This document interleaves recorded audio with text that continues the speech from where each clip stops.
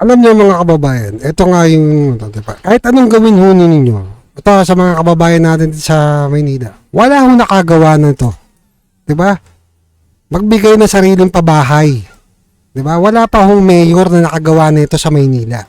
Ayan, yung Baseco, diba? Condominium 1 and 2. Merong Binondominium. Merong Pedro Hill Residence. Wala pa ho nakagawa niyan. Diba? Sa dami ho na naging alkalde sa Maynila at meron mang pumalit na alkalde kay Isko, hindi ho nagawa yan. Bukod nga ho dyan, may mga ano pa diba? Nakita niyo yung eskwelahan sa Tondo, diba? Parang private school. Kung titignan mo, akala mo nag-aaral sa Lasal, naka-aircon pa. Bukod dyan, ang dami hong ginawa talaga ni Isko. So bakit kaya hanapin si Isko ng mga taong taga Maynila at gusto nilang ibalik si Isko?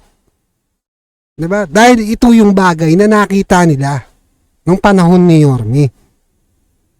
Sa loob ng 3 taon, nagawa ni Isko yan. Diba? Ang daming nagawa ng isang Isko Moreno.